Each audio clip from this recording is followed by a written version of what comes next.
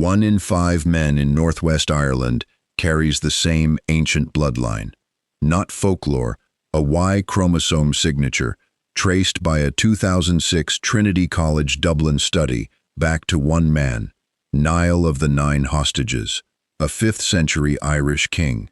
Geneticists found it clustering in men carrying specific surnames: O'Neill, O'Donnell, O'Doherty, O'Gallagher, O'Boyle, O'Kane. That is only one royal bloodline. Other Irish names carry entirely separate signatures: O'Brien, from Brian Boru; McCarthy, from the Kings of Desmond; O'Connor, from the last High King of Ireland. If your surname is Irish, it may never have been just a name. It could be a record, carried in your own chromosomes for 1,500 years, waiting to be read. To understand how a surname can carry a king's bloodline, you have to understand how Gaelic Ireland created its names. Starting around the 10th century, Irish society adopted a hereditary surname system, one of the oldest in Europe. It was not based on occupations or places. It was based on kinship. The prefix "o" meant descendant of or grandson of. The prefix "mac" meant son of. Both were attached to the name of a real ancestor, most often a chieftain or a king. So a man named O'Neill was literally declaring, "I am of the descendant of Niall." A man named Mac Carthick was saying, "I am the son of Carthick." This system turned every surname into a genealogical claim. By the 11th century, these patronymics had become fixed family names, passed down through generations. They were not merely labels. They were legal and social markers of dynastic allegiance. If your name began with O or Mac, it told your clan, your territory, and your place in the hierarchy. In a land without a single king, these names were the map of power. They recorded which of the dozens of Gaelic ruling families your ancestors served or descended from. And that is why, 1,000 years later, a DNA sample can still find the echo of a 5th century king in the Y chromosome of a man named O'Neill or McLaughlin. The man at the center of this genetic signature is Niall of the Nine Hostages, a 5th century king recorded in early Irish annals, and later legend as a high king who raided Britain and brought back slaves, one of whom, tradition says, was the boy who would become St. Patrick. Niall's historical existence is accepted by scholars, though the stories surrounding him are layered with centuries of myth. What matters for genetics is that his descendants, the Y-Nail dynasty, dominated the northern half of Ireland for over 600 years. Their two main branches, the Surname Neogain and Surname Conail, controlled Ulster and supplied most of the medieval high kings of Ireland. In 2006, geneticists at Trinity College Dublin, led by Louise Moore and Daniel Bradley, published a study in the American Journal of Human Genetics. They analyzed Y-chromosome DNA from hundreds of Irish men and identified a distinct genetic signature, a specific haplotype, that appeared at unusually high frequency in Northwest Ireland. In some parts of Donegal, over 20% of men carried it. The signature matched the known genealogical territory of the Y-Nail. And when the researchers cross-referenced surnames, they found the signature concentrated overwhelmingly in men with surnames traditionally linked to Niall's dynasty: O'Neill, O'Donnell, O'Doherty, O'Gallagher, O'Boyle, O'Kane, and McLaughlin. The DNA had preserved a 1,500-year-old family tree. And among those surnames, two stand above all others as the direct royal lines of the Y-Nail dynasty. First, O'Neill, O'Neill in Irish, meaning descendant of Niall. This is the name of the Surname Neogain, the branch of Niall's descendants who ruled the northern half of Ireland from their fortress at Tullyhogue in what is now County Tyrone. For centuries, the O'Neills were the most powerful Gaelic family in Ulster, producing High Kings of Ireland and later the Earls of Tyrone. The Trinity College study found that roughly 1 in 5 men in Northwest Ireland carries the Niall signature, and among men surnamed O'Neill, the concentration is dramatically higher, a direct genetic line to a 5th century king. Second, O'Donnell, O'Domhnaill, descendant of Domhnaill, a grandson of Niall. This is the Surname Conaill branch, whose lords ruled the kingdom of Tyrconnell, covering most of modern County Donegal.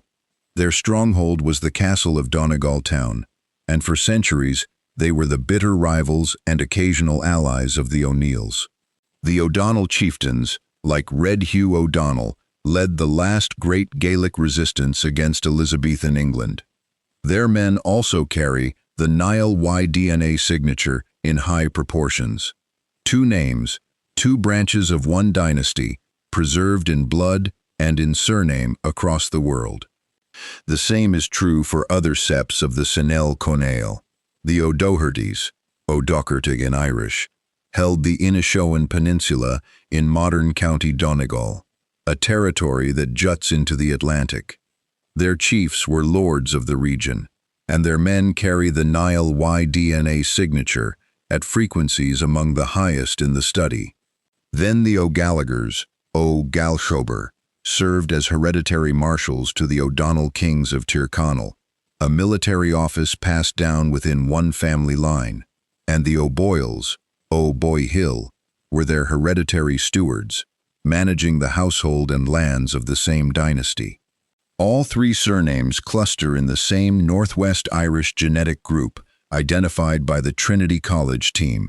A man named Gallagher or Boyle today, whether in County Donegal or in a diaspora city like Boston or Melbourne, carries a surname that encodes a specific role in a medieval Gaelic royal household, and a Y-chromosome that in most cases confirms that ancient lineage. The DNA does not lie about the deep past. These are the names of the Surname Conaill, preserved not only in manuscripts and annals, but in the blood of their descendants across the world. The sister dynasty of Surname Conaill was the Surname Neogain, descended from Niall's son Eogan. Their heartland lay to the east, in modern Tyrone and Derry. Their surnames appear in the same genetic cluster, and each one tells a different piece of the same royal story. O'Kane, O'Cathon, descendant of Cathon, were the historic lords of the Roe Valley in what is now County Derry, a Surname Neogan sept whose chiefs controlled a strategic stretch of the River Roe for centuries and held the hereditary right to inaugurate the O'Neill kings at Tullyhogue. Their name survives today as O'Kane, Kane, and Keen across Ireland and its diaspora, still clustering in the same genetic group the Trinity College team identified. Sharing that same Surname Neogain ancestry is MacLachlan, McLaughlin, or McLaughlin.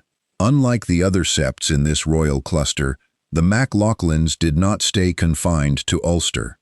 In the 12th century, Domhnall MacLachlan and later Muirchertach MacLachlan each held the high kingship of Ireland itself, briefly returning supreme power to the Surname Neogain line 4 centuries after their ancestor Eogan first carved out the kingdom.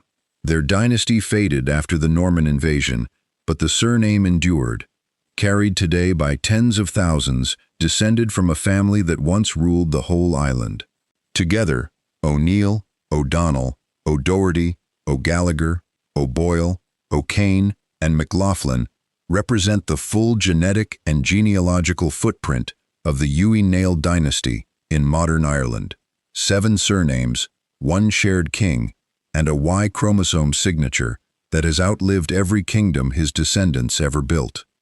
But the Y-Nail genetic signature is only one piece of Ireland's ancient puzzle. Turn now to Munster, where a completely different dynasty left its own indelible mark on Irish surnames. This is the Dáil GC, whose most famous son was Brian Boru, High King of Ireland who shattered Viking power at Clontarf in 1014. From him descends the surname O'Brien, meaning grandson of Brian. For centuries the O'Briens were kings of Thomond, and their line survived into the early modern period as Earls of Inchiquin. Sharing that same Dal Galkai's ancestry is the surname Kennedy, o Kennedy, meaning descendant of Kenedig, Brian Boru's own father. The Kennedys were a powerful sept in Ormond, and while the name is now known worldwide from the American political dynasty, its roots lie in this same medieval Gaelic royal kinship group. These are not Uí Néill. They are a separate, equally ancient royal line with its own chieftains, its own battles, its own DNA signature, still carried by many men bearing these names today. And there are more dynasties waiting. From the lands south of the great Uí Néill, in the province of Munster, another royal line emerges, the Oganachta. Their ancestor Ogan Mór claimed descent from Niall of Spain, and for over 1,000 years this dynasty ruled the kingship of Munster and later the medieval kingdom of Desmond. Their power was rival to the Uí Néill, and their surnames survive as two of the most enduring in Ireland. MacCarthy means son of Carthach. The Eoganachathi kings of Desmond carried this name. Their stronghold was Muckross, near Killarney, and their lineage stretches from the 6th century to the 16th. The MacCarthy Mór was a recognized prince of the Holy Roman Empire in the late Middle Ages, a rare honor for a Gaelic lord.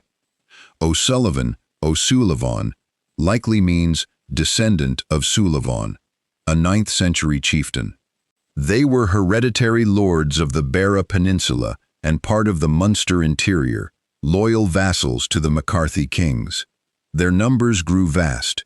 O'Sullivan is today among the most numerous Irish surnames, carried by tens of thousands across Kerry and Cork, and by their emigrant descendants in America and Australia. These are not Uí Néill names.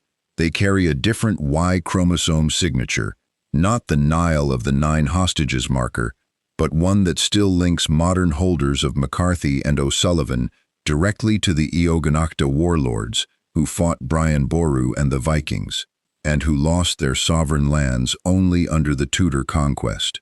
The genetic record holds their story as well. The men of Munster carry their own deep code. But to the west, across the Shannon, another dynasty ruled with a different signature, the Uí Briún. Their founding ancestor, Brion, brother of Niall of the 9 hostages, gave rise to a line that would produce the last High King of Ireland before the Normans.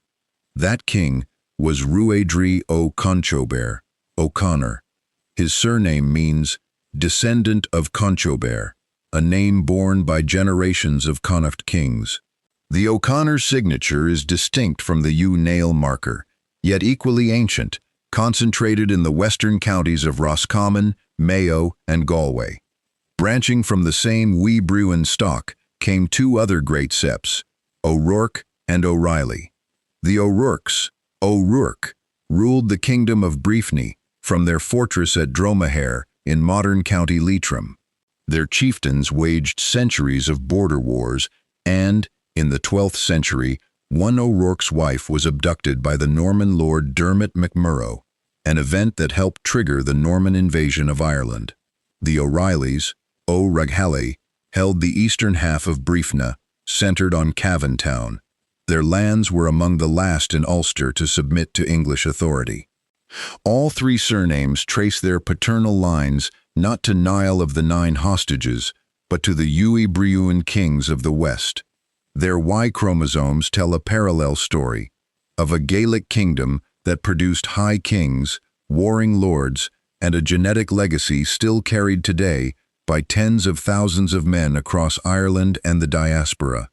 But even a genetic signature as clear as the Niall of the 9 hostages marker comes with limits the careful genealogist must acknowledge. A surname alone is not a guarantee of royal descent. Ireland saw centuries of adoption, the taking of a lord's name by clients and followers, and name changes under English pressure. A man named O'Neill today may carry a Y-chromosome entirely unrelated to the Senel Neogain. Conversely, a man with a different surname may carry the Niall signature through a non-paternity event somewhere in the past 1400 years. The Trinity College study itself was precise. Roughly 2 to 3% of all Irish men carry the marker, but it clusters at over 20% only in the Northwest, and only among men with specific surnames tied to the Y dynasty. Even within those surname groups, the marker appears in most, but not all, individuals tested. The deeper limitation is that Y-chromosome DNA traces only one direct male line, a single thread out of the thousands of ancestors in a full family tree. It reveals the paternal lineage of a chieftain or king, but says nothing about the mothers, the daughters, or the countless other branches that make up a living person's heritage. So when a man in Boston or Sydney or Melbourne bears the surname O'Donnell, his Y-DNA may indeed connect him to the lords of Tyrconnell, but it may not. The truth is held not in a name alone, but in the chromosomes passed from father to son across the centuries. During the Great Famine of the 1840s, over 1 million Irish men and women fled, carrying surnames carved from medieval dynasties. Those names landed in Boston, New York, Sydney, Toronto, Melbourne. Today, roughly 30 million Americans claim Irish ancestry, many bearing O'Neill, O'Dovnell, O'Brien, MacCarthy. Every one of those surnames is a fragment of a Gaelic royal genealogy, forged in the 10th century, then forced overseas by hunger and exile. The 2006 Trinity College study proved that Y-chromosome DNA can confirm those deep connections for some families. The Niall signature appears at rates of 20% or higher in men from Northwest Ireland who carry Nail-linked surnames. That is not folklore. It is a biological trace of a single ruler who died 1,500 years ago. But science is honest about what it cannot guarantee. Adoption, name changes, non-paternity events. These break the chain across the generations. A man named O'Brien may carry the Brian Boru line, or he may not. A Kennedy in Massachusetts may descend from the Dalhousie kings, but without DNA analysis, the name alone is not proof. What remains true is this: Ireland's surname system is among the oldest hereditary systems in Europe, and it captured real political descent. The genetic data now confirms those ancient records, not for every individual, but for the population as a whole. So when a man in Sydney opens his passport and sees O'Neill, he is not looking at a random label. He is looking at a fossil of a dynasty, written in the chromosomes of his own ancestors. The truth is not guaranteed, but the possibility is real.